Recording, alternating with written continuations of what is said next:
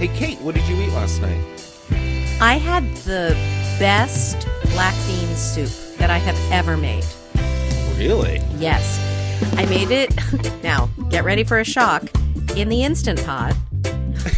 Whoa, what? I know, I'm trying something new.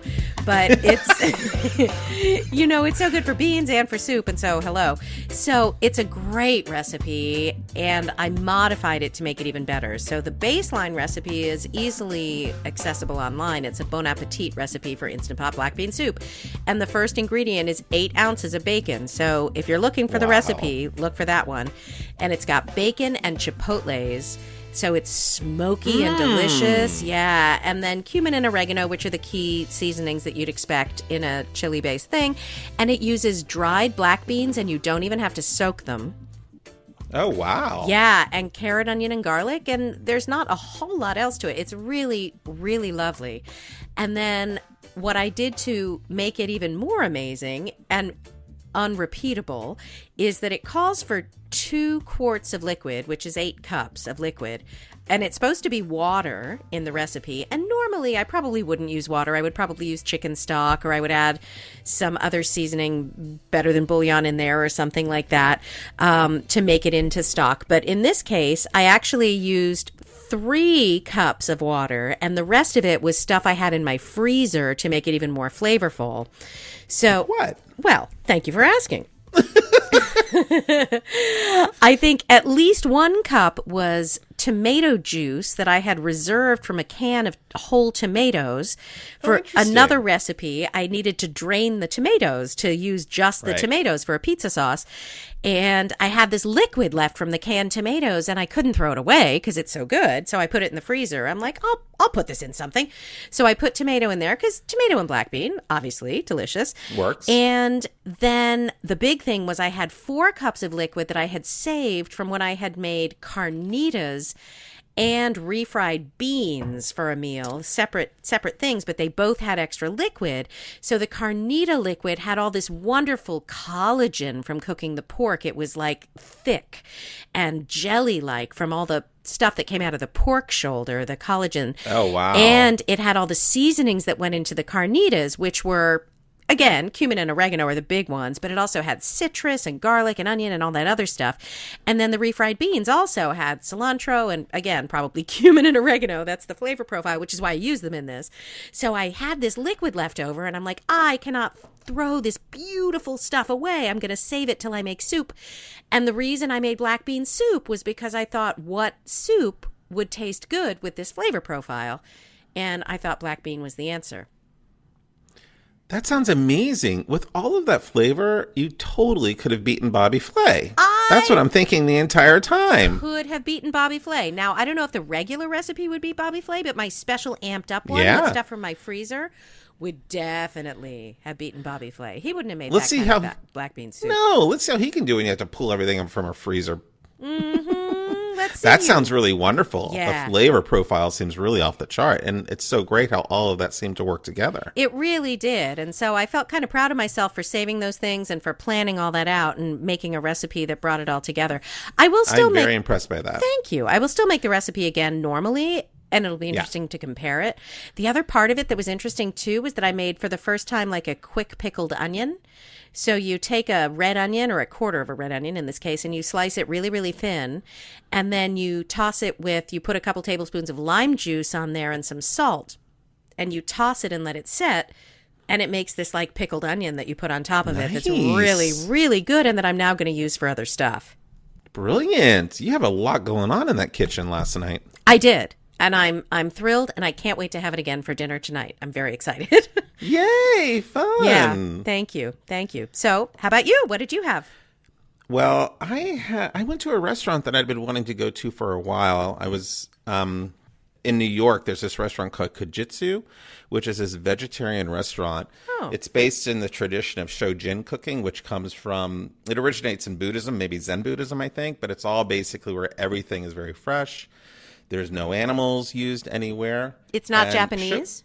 It doesn't use meat or fish. It's regarded as the foundation of all Japanese cuisine, especially kaiseki, which we've talked about before. So on the menu, they keep saying it was inspired in the tradition of kaiseki, because I think kaiseki is a certain amount of courses. And, when I was getting ready for this, I was going through my photos and looking through my notes, and I have 12 courses that I had here. I have 12 things written up that I ate, but I have 14 photos, so I think I'm out of a couple courses that I missed. Oh, my goodness. It was really one of the most spectacular dining experiences I've had, because Kajitsu means fine day.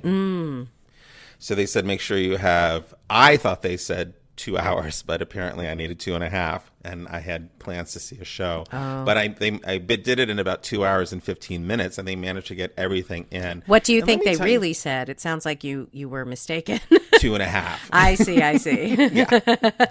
And I was just so impressed, because I thought whenever I did one of these meals, I certainly wouldn't be eating the entire time. But yeah, I was pretty much eating the entire time. Wow. Because to really savor everything they gave you is really one thing before you eat it, and then as you're eating it, and then they have everything so well timed that as soon as you're done with one course, they're bringing you another. So I'm not going to go through all 12 things I ate, sure, but I'm going to go through a couple that I thought were pretty spectacular. The first thing was this traditional Japanese dish where they basically use grated turnip and turnip broth with a little bit of mushroom, and they said it was really good for the digestion, to really get the belly going. One of the other things they had was this rice cracker, homemade rice crackers that had black sesame tofu in it, and then it was finished with a little horseradish. That was really good. And one of the things they did is they had this great seasonal ingredient plate. It had wheat proteins, it had Brussels sprouts wrapped in seaweed, and then these were fried, and then a Japanese artichoke, persimmon wrapped in tofu paste, grated mushrooms, and some grated apple. And it literally took them like probably a good 20 minutes just to assemble this dish, because I was sitting at the bar, so I got to watch them prepare just about every dish. But when you think about the love and the kindness that was put into the preparation of each course I got, I was really blown away, because each dish was its own sort of artistic piece. They used a lot of daikon. I had some daikon finished with some uzo. I had some seasonal mushroom, sea salt in a little dough bag with a little bit of sauce on it. And then towards the end, I got some soba noodles, some pureed yam potato, and some soy sauce. Really simple, but really, really flavorful. Oh, my God. They had these mushroom lotus root cakes topped with traditional Japanese mustard. That was on top of a kelp broth. It was so wonderful. And there were so many things I had that I had just never even really tasted before. And I certainly hadn't tasted a lot of these things together. Like 2 hours and 15 minutes later, I was blown away, because I thought, oh, this is what I really, really love about vegetarian cooking. When you really get all these things that are flavored very simply, but really beautifully. I'm so desperate to go back. Oh my gosh. That really sounds amazing. And it is. It's unusual to see that kind of care taken with vegetables. So wonderful. Yeah, that sounds absolutely amazing. Really great. Yeah. I always regret that I can't go to those places because, A, seafood, and then even without seafood, there are a number of things that I don't love. And then in that case, I don't like mushrooms. And there's a lot of mushroom going on. The delicacy of the vegetable world. So, yeah, my taste buds really just fuck with me. Yeah, that's about But it's one of those things like, God, if I could just have a cook to prepare this type of food for me. Well, yeah. At home, I'd be so good to go. Oh, would you? Would that be okay with you? Would you be okay with the 12-course gourmet meal? Would that be all right? I'd take it. And here's the thing, Kate. After I went to the show afterwards, and of course I came out and I was starving. Well, that is the cliche, isn't it? Yeah. Yeah. Did you grab like a chicken sandwich from Popeyes at that point? Can you imagine? Oh, my God. I'm just going to wash down this dinner with a Popeye sandwich. I was actually really good, contained myself, and went to bed because I didn't want to spoil my palate. Good for you. Thank you. One time I was taken to one of those amazing gastronomic places for my birthday as a birthday gift. And it was one of those like million course, like one of those hundreds of dollars, many courses. And it's the only time I've ever done that kind of molecular gastronomy type place. And the friend that took me afterwards was still so hungry that I had to take her out for sushi afterwards. Oh, no. Did you really? Yeah. Right. Oh, that's she really was starving. funny. So we still, because there were a million portions, but they were a bite big. And she was like, no, I'm still really hungry. So we went out. And at that point, since she had paid so much money for the first place, I felt compelled to then pay for the sushi. Oh my God, that's great. Yeah. Well, that sounds lovely. Welcome to another episode of You Won't Believe What I Ate Last Night. I'm Rick. And I'm Kate.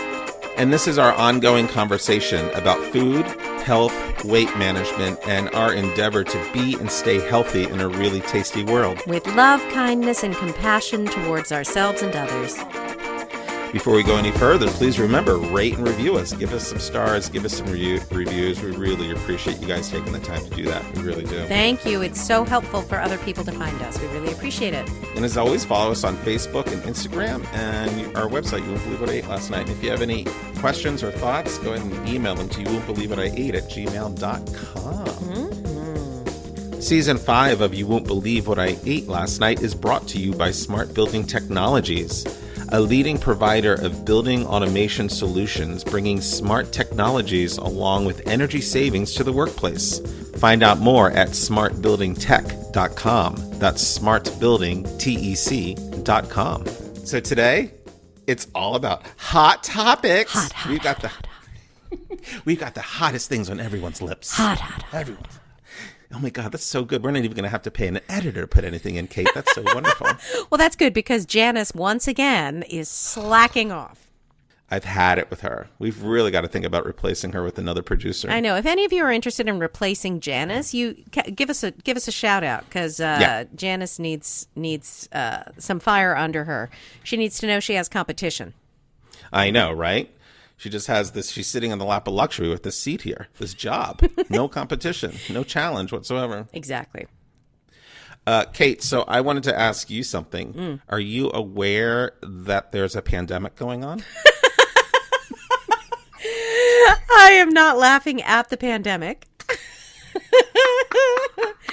Yes. Yes, I am in fact aware that there is a pandemic. Do you know perhaps maybe the top tips you should consider when eating outside of your home to keep yourself safe? Well, I will say wash your hands. Agreed. Before you leave the house, after you get to where you're going, probably in the middle of your meal, definitely at the end of the meal. Mm-hmm. Wash your hands obsessively. That would be one thing for sure. Great. What else? Stay away from the raw items. Really? Yeah, somehow. Because anything cooked could have less of a chance at transmitting something. Really? Isn't that interesting? Huh. Okay. You believe that doesn't fly with you? Well, it's just surprising. I never thought about whether cooking something would kill a virus like that on it. Because, I mean, if you eat something cooked and then the person who brings it to you has a virus, it doesn't really matter. There is that. But you're thinking that I'm not concerned about catching it from the food itself, but you're saying now I should be concerned about that now, too? Is that possibly, the food itself? Cool. So when you say cooked or raw, are you talking specifically about animals or vegetables as well? The big thing that came up was sushi. What I found is simply, is it safe to dine out with coronavirus? As safe as it always is. Which, knowing your issues, is iffy.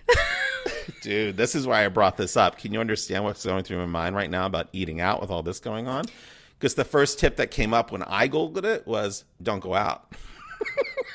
That is so weird. One of the things I have seen is that people are avoiding Chinese restaurants. Because of what I can only assume, it's hard for it not to feel like racism, but is because I guess the logic is perhaps people in Chinese restaurants have more recently visited China than people in Mexican restaurants, which I do understand. However, it is safe to eat in Chinese restaurants.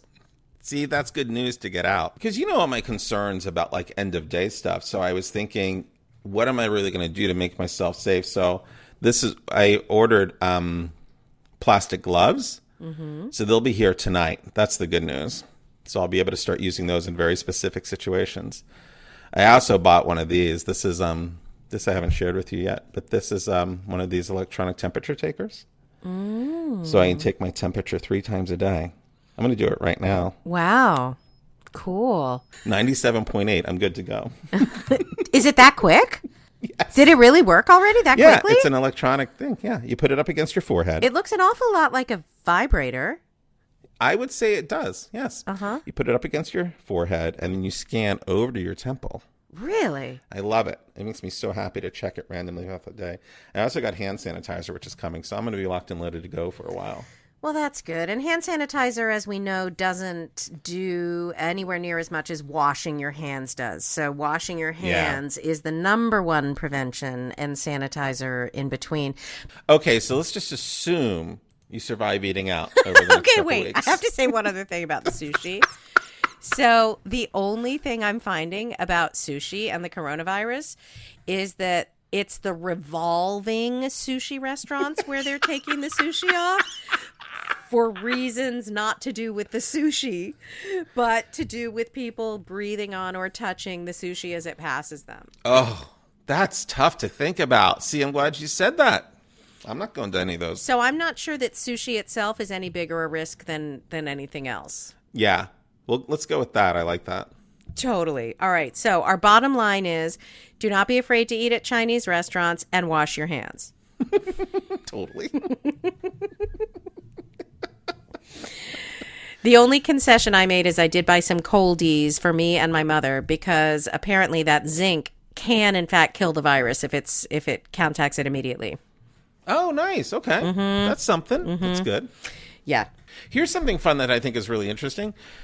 Dishing with Julia Child is a new series that's going to come out. It's going to be on PBS, and it's a 6-part tribute series where each episode will focus on an episode of The French Chef. And they will also have commentary and anecdotes from 9 chefs and other cooks, some of which are going to be like Jose Andres, Rick Bayless, Carla Hall, Vivian Howard, Jacques Pepin, and Eric Ripert. So that seems really fun. That does seem fun. I love that she is still getting TV shows. Totally, and it makes right? it sound like Still she's going to be on. like there's going to be a hologram of her on the couch. Wouldn't that be fun? Like those weird commercials that they did for a while in the 90s or whatever that was, where they would bring dead people back to advertise things. Yeah. They can have her on the sofa. Yeah. Well, it's interesting. I don't make her food, but I guess she must have had a really big impact. Yeah, she had a really big impact. I don't make her food or recipes, and it's so funny. The one thing they said, the one tip of hers that they're not going to be playing, that they're going to edit it out, is where she says to wash your chicken. Just apparently. Yeah, you're not supposed to wash your chicken. We're not supposed to do that anymore. That's awesome. Is that from a health standard, or is that because of taste, or what does it do? Do you know what? I'm not sure. I just know that you're not supposed to. Okay. Yeah, I don't know why. I can't imagine it's health. Okay. But now that I think about it, it's also not... I don't know. I actually don't know. I just know you're not supposed to do it. Just like you're not supposed to rinse your pasta after it comes out of the pasta water before you put it in the sauce. All right. Well, if any of you know, let us know. Did you hear that Trader Joe died? Aw. I know. I did hear that Trader Joe died. Joe Coulombe? How do you say his name? Yeah, Coulombe, I think. Yes. Here's to Trader Joe. Here's your Trader Joe's. We're going to have a drink. Yeah, click, ching, ching. Click, click, click, click, click. It said he envisioned his stores for overeducated and underpaid people. For all the classical musicians, museum curators, journalists. Isn't that cute? He opened the first one in 1967 in Pasadena, California, which I did not know about. 67? Mm-hmm. I thought I was on the forefront of knowing about Trader Joe's in like the 90s. That is funny. He said it was a result of a pivot towards customers who had an appetite for high quality international goods like olive oil and wine for lower price points. Well, he did not lie. No, he did not. That is still hands down my favorite chain. Well, Kate, that's why I prepared something special for you. I thought it would be fun to know which of these fun facts did you or did you not know about Trader Joe's? Oh, my God. Fun. It's been a long time since we've had a quiz. I know this isn't a structured quiz, but... Yeah, thank you. I was like, oh, God, yeah, I didn't put it in the format of a No, quiz. no, but still. It's still fun. Did you know... Well, let me ask you this. Do you know who owns Trader Joe's? Aldi. Very good. But that's fairly recent, right? It purchased Trader Joe's in 1979. What? Okay. But decided to keep the name, mission statement, and old management the same. Because they're not stupid. Totally. They bought something ragingly successful and didn't mess with it. Thank you, Aldi. Go crazy. Thank you, Aldi. Did you know that you can sample everything? I did. I'm not that person, though. I understand. I know. I want to be that person. But I'm never going to go in and be like, I would like to taste this, please. But I'll tell you one of the reasons that I wouldn't do that is because they also have a very liberal return policy. So if you buy something there and don't like it, you can return it, no questions asked, for a full refund. So it is much more in my comfort zone to buy it, take it home, not like it, and return it than it is to ask them to open it for me to sample in the store. Me too. I would not be that person. Although once or twice I've had people who work there do that for me. When I ask them about a product, they're like, let's find out. And then I think it's partly because then it's open and then they get to enjoy it as well. So I think there might be a reason that we should do it more. Like, everybody gets some of the corn chips. Did you know that the triple ginger snaps are a bestseller? No, but they're delicious. Yep. We knew it was famous for its wine. You're the first person that introduced me to like $2 or $3 Chuck. Thank you. Early on. Do you know why the crew wears Hawaiian shirts? No. Let me tell you, Kate. Please do. We wear Hawaiian shirts because we're traders on the culinary seas, searching the world over for cool items to bring to our customers. For those of you not here, Kate's just tilted her head, squinting and looking at me out of the corner of her eye. I'm quizzically trying to ponder how Hawaiian shirts equals traders on the culinary seas. I've never known, like boat people to be wearing Hawaiian shirts. Yeah, exactly. Boat people. Like, who are out on the culinary seas, nor do I feel like anybody wants to reference colonialism. And so that whole answer is a little bit bewildering. Come on, when isn't colonialism fun? But to pick them out of the rest of the crowd, okay, I get that. Right. And it's fun. It's fun. They discontinue products often, which we know about. God knows. God damn it. They apparently have a very stringent taste test that each product must pass, which I didn't really realize. And then this is what I thought was really interesting. It's more widespread than Whole Foods. As of February 2017, there are 461 Trader Joe locations in the U.S., which beats Whole Foods' 431. Oh, that is interesting? shocking. I would never have thought that. Shocking. Yeah. Because I know they're picky about where they'll go, and I know a lot of people who live in places where we all feel like they would support a Trader Joe's. They ask for it, and Trader Joe's is like, no. And so they really have opinions about where they'll put a store. Like, there isn't one in Flagstaff, which is weird in Arizona. Weird. There's a couple places, and where Star lives in Connecticut, it seems surely there would be one. And these are all the kinds of people that want to go to Trader Joe's in these communities. And yeah. Totally. Did you know that the bells are its language of choice? Do you ever hear bells being rung in Trader Joe's? Oh, yeah. So it says it's their own PA system. One bell means the crew needs to open another register. I love when I hear the one bell when I'm waiting in line. Makes me so happy. And then I immediately look to the empty cashier so that I can be prepared to dart over to the empty register. Ready to launch. Ready to launch. 2 bells means a customer has a question at checkout. And 3 bells means that a manager is needed at the premises. It doesn't believe in sales or specials. You never see sale signs because everything is considered to have a really low point. I actually like that. It's like price. the no haggle thing. It works for me. Yes. Okay. That's it for all my fun facts about Trader Joe's for you. Super fun fact. Hey, Rick, have you tried Better Than Bouillon? Yes, Kate, I have because of you. Oh, yay! You introduced me to Better Than Bouillon. I am so glad to hear that. So, y'all, if you're not familiar with it, Better Than Bouillon is a life-saving little pot of goodness. So I always used to buy stock or broth in those quart containers, the sort of cardboard ones. But then I don't always need that much, or it goes bad, and it's not. I can't dictate the potency, and some of them taste better than others, and all sorts of things. So Better Than Bouillon is a little jar of concentrate that you either reconstitute in boiling water to make stock, or you just throw a dollop of into your dish, and the liquid that's already in your dish just takes on the flavor of it.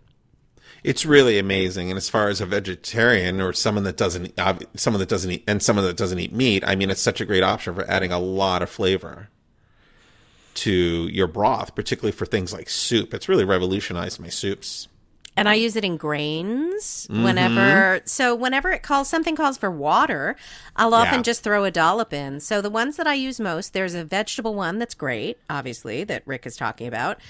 There's chicken. There's 2 chicken ones. And here's something interesting. They have a regular chicken and they have an organic chicken. And you would assume that the organic one would be better. And it's not. It's weird and it doesn't taste very good. So really? I use the regular chicken. Yeah. Okay. And you know how I am about generally following animal welfare guidelines and stuff, but this is a place where I don't. So, because the organic chicken it doesn't taste like chicken. I don't know what happened, but bizarre. It's not as good. Yeah.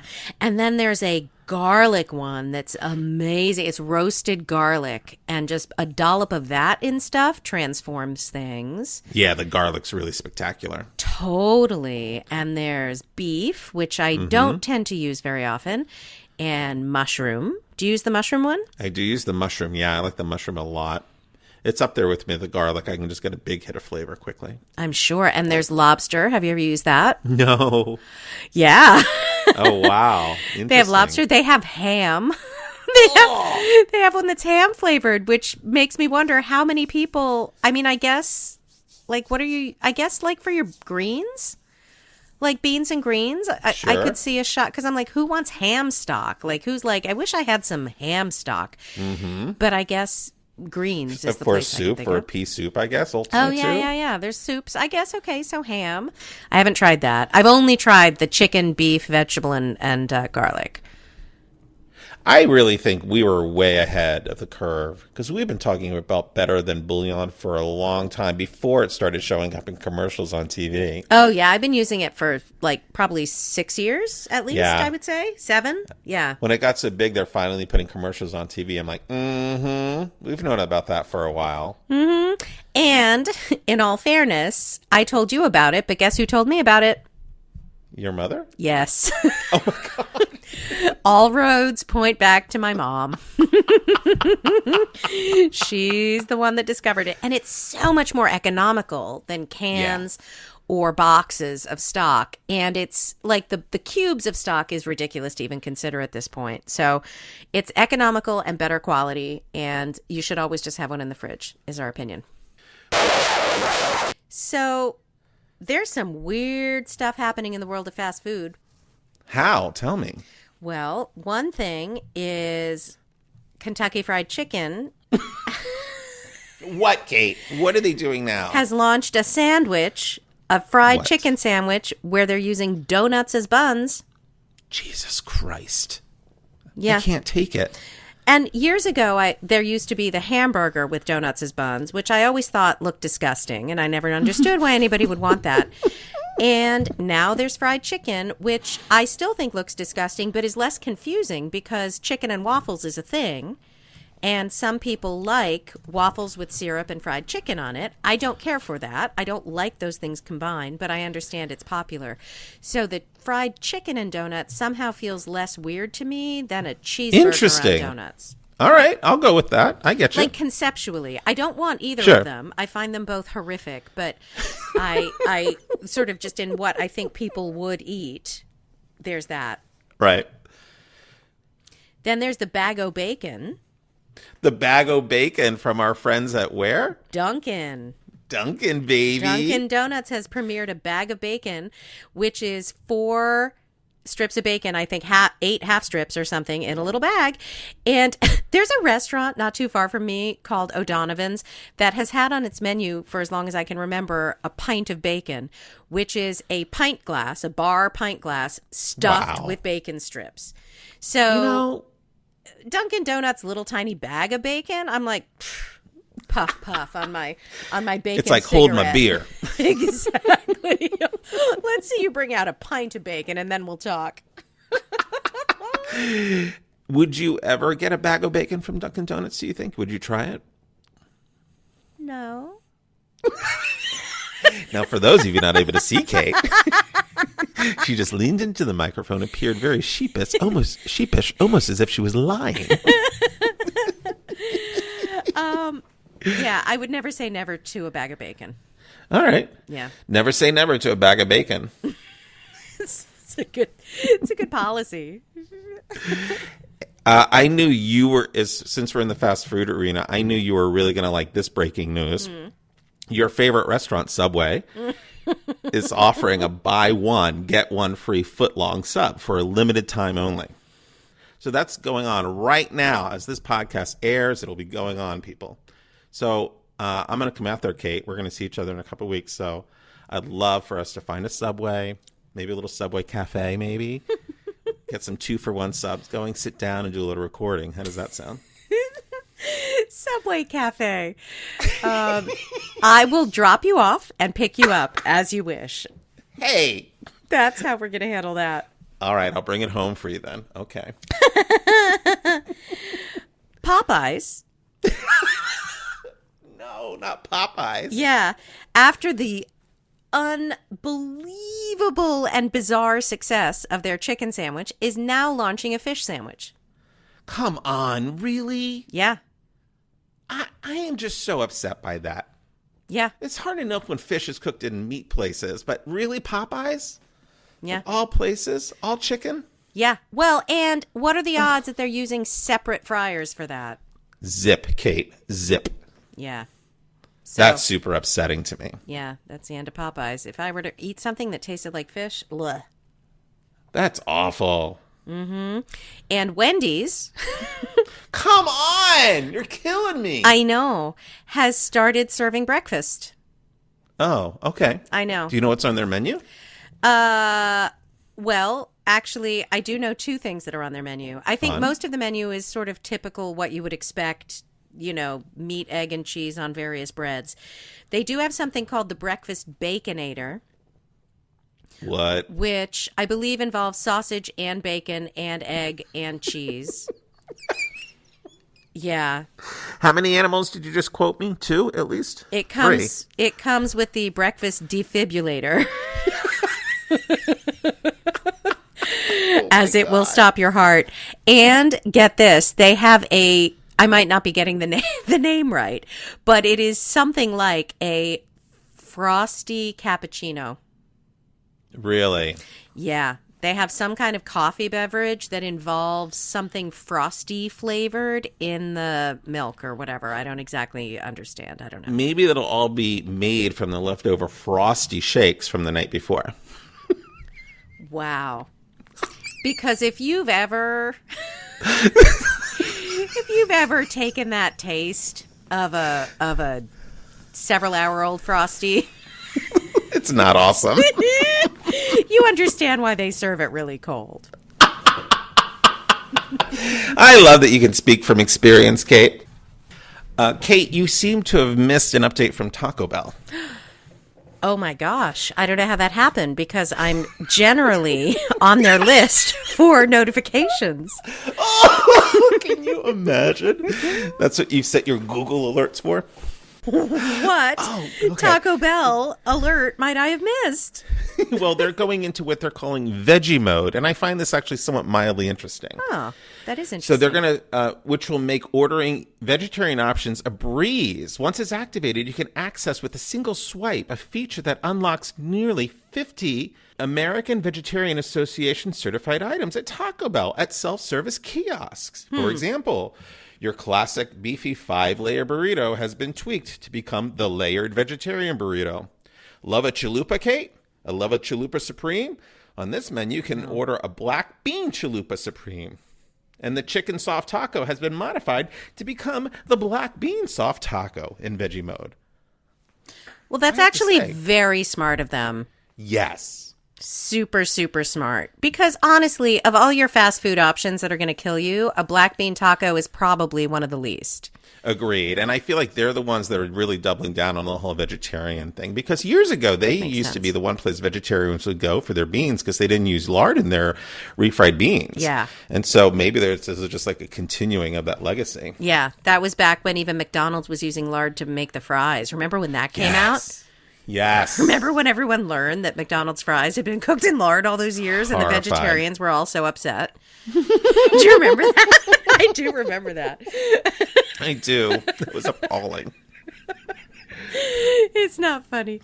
It's not at all. Not funny at all, people. It's really not. But yeah. Well, yes. All right. So lots of updates in the fast food world. Good Lord. Let's move on to something really awesome. So let's move on to something really awesome. Bon Jovi. Yes. We had talked about this a while ago on one of our podcasts that he was opening these pay if you can restaurants. Oh my God, yes. So he's just opened his third restaurant. So he and his wife opened their third community restaurant, and they say it's to help feed the hungry. He has this really great foundation where their main goal is to provide access to food, a basic human need, healthy and nutritious food. And it opened on Rutgers University campus, and it has two other locations. They're all in New Jersey, one in Red Bank and one in Toms River. And it serves both paying customers and in-need customers. According to the Bon Jovi Soul Foundation's website, there are two prices on the menu. Customers are asked to pay a suggested donation, $20 at this location in Rutgers, $12 in Newark. But if that suggested donation can't be made, customers may still enjoy a delicious meal for free. Isn't that amazing? That is amazing. They also say 1 hour of volunteering, such as washing dishes or bussing tables or waiting tables, will earn a person unable to make the suggested donation a 3-course meal. I love that. Oh, I love that too. That's lovely. And I feel like there's got to be a lot of people who just legitimately, unlike us, who legitimately couldn't afford it, who would prefer to bus for an hour to get their delicious meal than to get it for free. I really do believe there's a lot of people who would rather do that. Yeah, 100%. You're right. That's really nice. I also found out that Katie Lee is pregnant.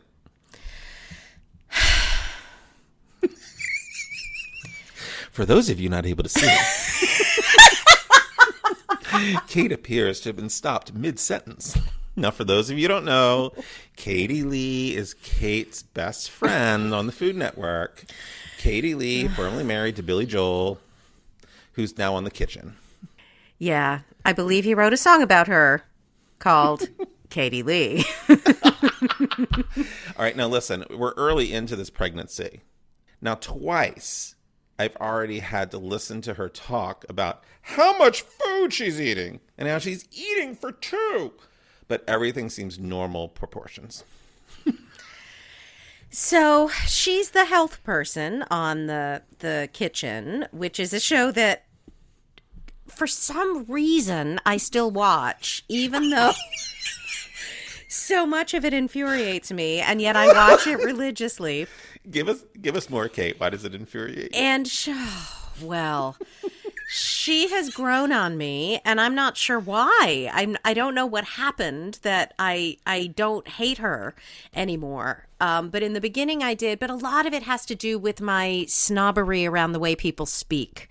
And the fact that she talks as though somebody has injected her tongue with lidocaine and just can't move her tongue off the bottom of her mouth has always just driven me crazy. Oh my God, that's the best description of it ever. Thank you.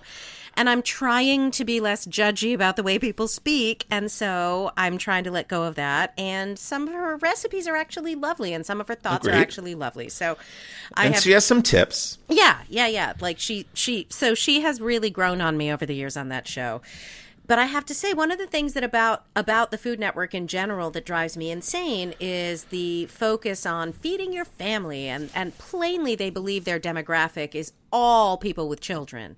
Oh, interesting. And Sunny is there holding down the fort as the person without kids. And in fact, on the last episode, she actually had to specifically say, well, I don't have kids, and I still like to clean out my pantry.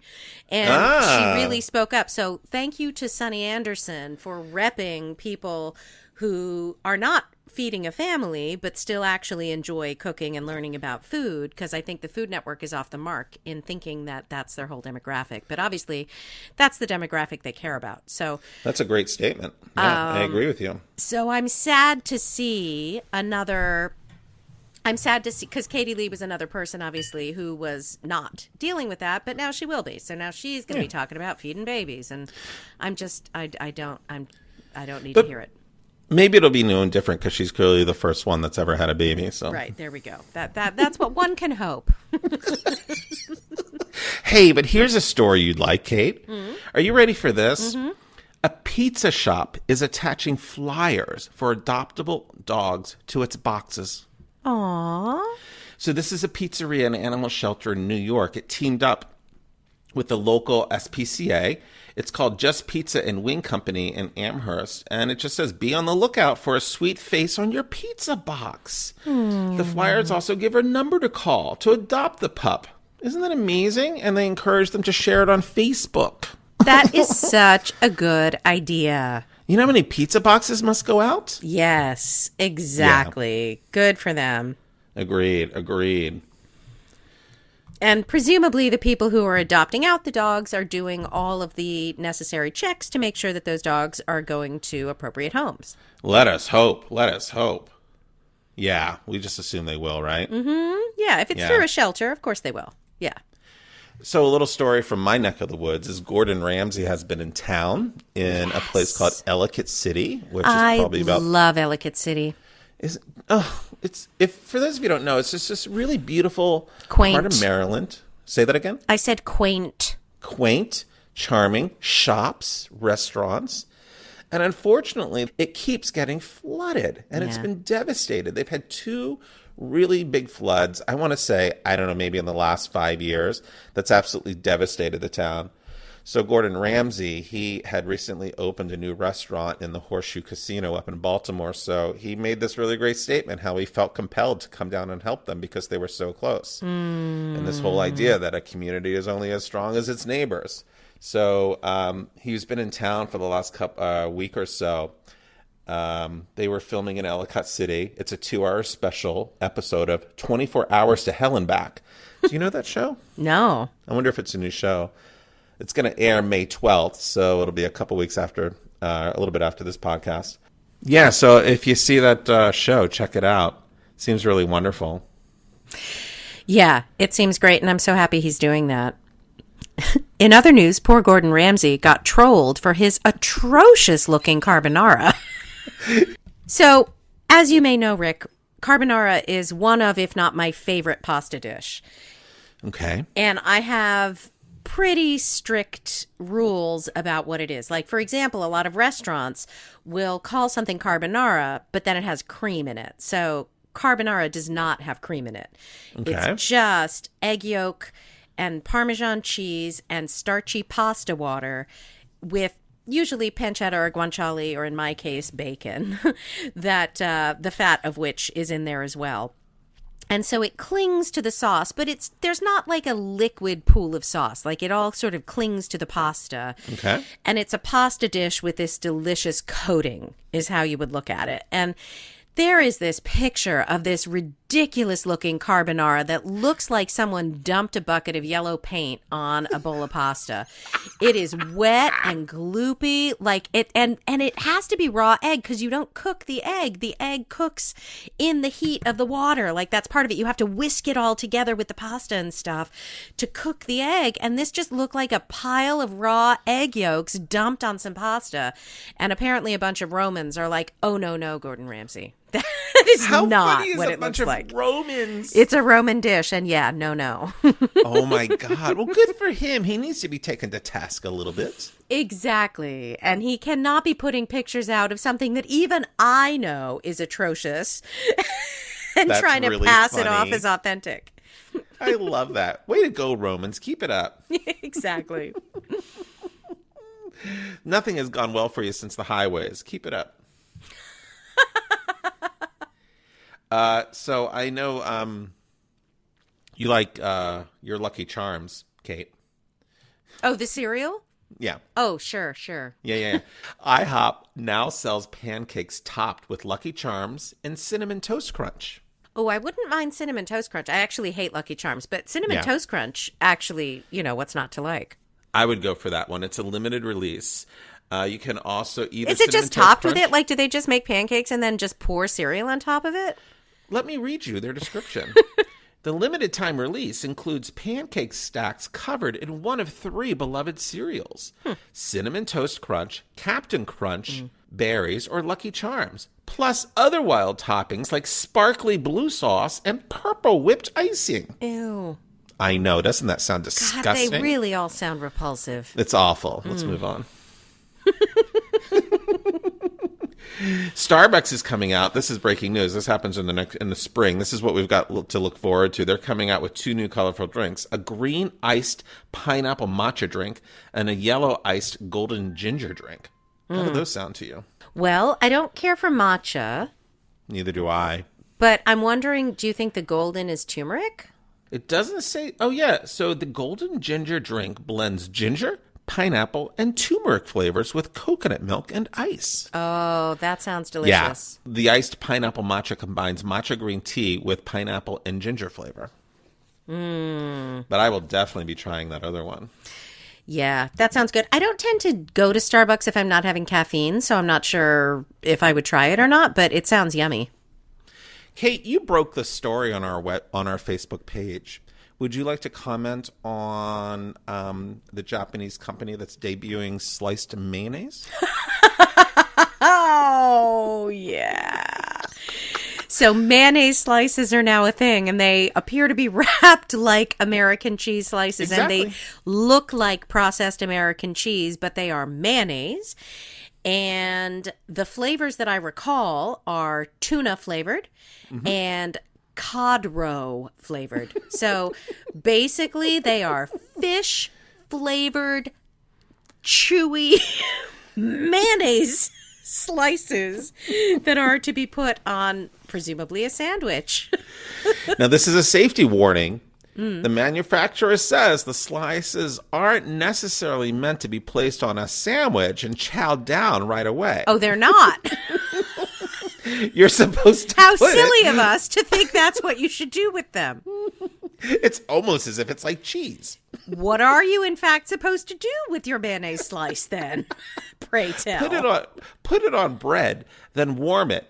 So eating the stuff cold will not be your best option.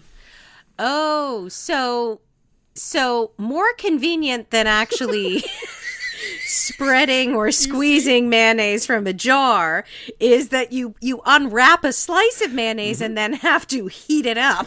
Right. And ideally, And then put you your have other a cold items back on. warm mayonnaise sandwich, which what could be better than a warm mayonnaise sandwich except one that tastes like fish?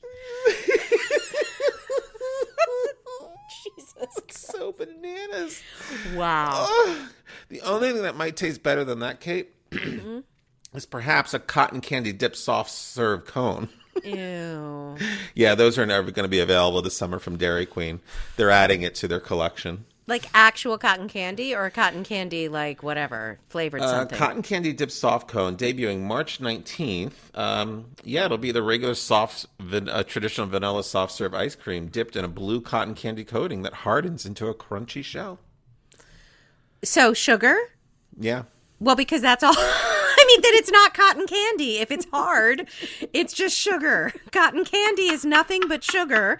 And what makes it cotton candy is the spun, airy texture. Otherwise, it is literally colored sugar. So a cotton candy hard shell is nothing but a sugar shell with chemicals to make it harden. Bam! Dairy Queen has been served. Soft served. Oh, the boom!